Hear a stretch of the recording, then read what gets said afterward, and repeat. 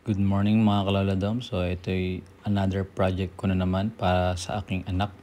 Pahinga muna ako sa farming.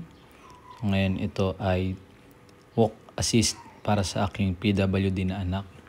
So nag-design ako niya ng DIY kasi ang hirap maghanap sa market ng pit para sa needs niya. Dahil sa liit niya, ang hirap hanapan ng ganyang size. Siya ay 3 years old na may syndrome na Cornelia de Lange syndrome. So isa sa mga ginagawa namin ay therapy ng kanyang walking. Ito ay pang-guide niya para hindi siya matakot maglakad dahil wala pa siyang balance. Kaya nag-DIY ako para sa kanya. May nabibili sa market pero mahal, tapos hindi fit para sa needs niya dahil masyadong pang malalaki ang mga size. After nga matapos nung aking prototype, pinatesting ko na sa kanya so para makita ko yung mga dapat pang i-improve. So marami tayong improvement na dinagdag, kaya sana samahan nyo ako hanggang huli para makita nyo yung ating mga additional adjustments sa kanyang walk assist o assist walk. Hindi ko alam kung anong tawag dyan pero bahala na. So tingnan nyo na lang yung ating improvement. So yun yung gusto ko sa DIY, no? Pagka merong kailangang i-adjust sa pangangailangan niya, madali lang kasi ako yung gumawa. So ito yung una nating assist walk sa kanya, ay yung walker niya na mag-assist sa kanya. Limited yung kilos niyan dahil hindi pivotal yung gulong. Tapos medyo hindi ako confident na baka mabaldog siya pagka dyan kasi baka makabitaw siya. Ito yung ating initial design. So yan ay kailangan may initial design ka para alam mo ano yung mga cut na gagawin mo. Hindi ka nanguhula lang. Tapos from basic design, once na makita mo na may kailangang i-improve, doon ka na lang mag-adjust sa huli. So ganun yung ginawa ko dito. Nag-design muna ako ng basic, pinagamit ko sa kanya, tapos nakita ko yung mga dapat i-adjust, nag-adjust ako sa huli na. So dito gumamit tayo ng tatlong 10 feet na half inch na tubo. Pinutol-putol ko na yan. Bali dito ang ginagawa ko dyan ay yung pinaka back nya. Kasi nagawa ko yung back, dry fitting lang muna ako dyan. Pinuputol-putol ko lang. Dry fitting tayo nang wala pa tayong glue para makita ko yung mga dapat i-adjust pa doon sa akin drawing. Tapos marami tayong ginamit dyan ng mga 3-way connector, elbow, mga 4-way connector. So yung lahat naman yun ay nabibili sa Shopee. Tapos may kanya-kanya ring size kung half inch, 1 inch na mga tubo. Meron ding reducer. So dyan puro half inch lang ginamit natin. So napaka-basic lang ng mga materials dyan, no? Lahat yan nabibili sa Shopee. Hindi naman mahirap gumamit ng mga tools na yan, no? Kasi ang panggamit lang naman dyan ay yung pang-cutter ng PVC. Nabibili yan sa Lazada or Shopee. Tapos, syempre kailangan mo ng metro. Once na nakuha mo na yung mga tamang sukat, kailangan maganda pare-pare sila ng size para hindi sila ma-deform. After natin ma-dry fit nung mga PVC, naglatag ako dyan ng plastic para malagyan natin ng PVC cement kasi messy kapag naglalagay tayo ng mga glue.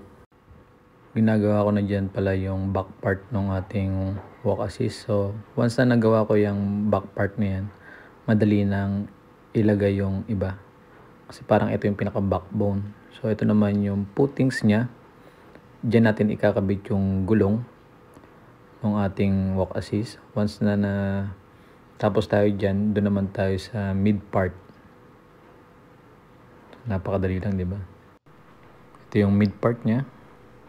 Once na nakabit natin yung mid part, i-connect na natin dun sa ating pinaka main sa back. Kasi doon madali na yung pagsunod-sunod niyan. O dapat merong label yung mga yan para hindi ka magkapalit-palit. Ganun yung ginagawa ko dyan. Nilalagyan ko ng label yung mga yan. Simulan na natin i-connect yung pinaka gitna. And then susunod ko na dyan yung footings. Usually kung ano yung pinakamadaling ikabit, yun yung inuuna ko para hindi ako malito. Tapos dapat dyan once na naglagay ka na ng cement, mabilis ka dapat kumilos kasi mabilis siyang tumigas. Ayan na, tapos na yung ating pinaka basic. Next nyan ay yung gulong na. Patutuyuin lang natin ng mga 10 minutes lang yun. Tapos din yung gulong na yung ating kakabit. Diyan sa gulong gumamit ako ng 1/2 inch na wall clamp, pipe wall clamp para may kabit natin siya. Sa hardware meron yan nabibili. Yung gulong natin, sa Shopee ko binili yan. 4 inches na rubber. Tapos pang ano yan, heavy load. Tapos meron siyang pivotal na 360. So hindi siya naka-fix, no? Naiikot siya ng 360. So dahil para mas magawa ni Ringo yung gusto niya na position, yung 360 ang ginawa natin. Hindi na ako naglagay dyan ng brake kasi useless yung may brake na gulong. Dahil kailangan on hand ka pagka nandiyan siya. Talagang babantayan mo pa rin siya. I-assist mo siya. Kaya nilakihan ko yung gulong niyan para pwede siya sa farm. Sumama sa akin sa farm kasi uneven yung area dun sa farm. Nakita niyo yung video natin kanina. Nandun siya sa farm. Tinatrain niya. Mas madali kasing itulak yung push cart niya na yan o yung walk assist cart niya na yan pag malalaki yung gulong. Ito naman yung strap lang. Kumuha lang ako sa aking nakatambak na gamit na mga strap. Yan ay heavy duty strap yan. Ginagamit yan sa pag-strap ng mga gamit sa mga likod ng truck. Tapos ayan yung pinaka naging additional natin, no? Sinasabi ko sa inyo nung una, nagkaroon tayo ng additional dyan. Katulad niyang hawakan. Napansin ko kasi ang hirap i-assist ni Ringo dahil masyadong malikot. Kailangan hawak ko yan para na mas nakokontrol ko yung speed niya. Tsaka pwede ko siyang itulak kapag na babalaho yung gulong niya. Tapos sa baba, naglagay ako ng extension sa likuran kasi yung paa niya minsan tumatama dyan. Kaya nagdagdag ako ng 2 inches. Tapos yung pinutol ko, yun lang din yung ibinalik ko dun sa likod niya. Ito yung pinaka-additional din natin. Sa gilid naglagay ako ng parang anti-bumper o anti-scratch sticker na nabibili yan sa DIY. Yung panglagay din sa kotse yan. Kasi pag nakabangga siya ng furniture, nagagasgasan, nasisira. Tapos dun sa clamp natin, nagdagdag tayo ng rubber dun sa pinaka-pipe clamp para hindi dumulas yung pagkakakapit niya sa gulong. Kasi nakita ko pagka dinidiinan ko, medyo nag-slide yung gulong dun sa pipe niya. Nadi-disalign siya.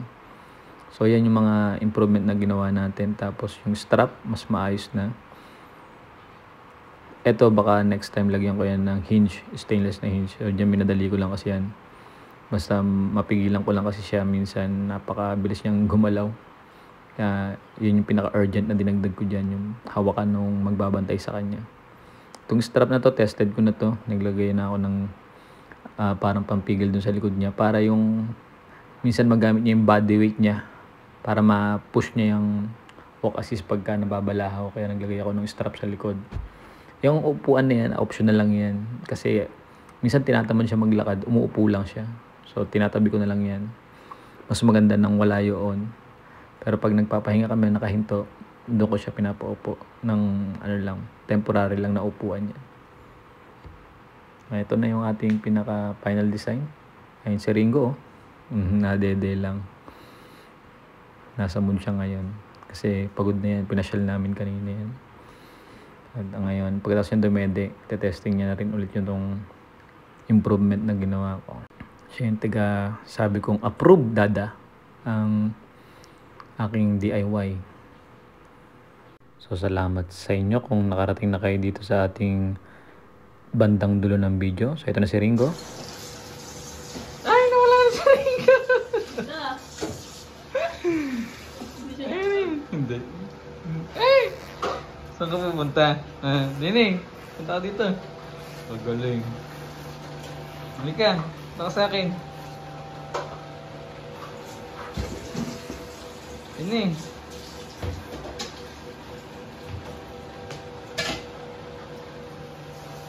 Halika.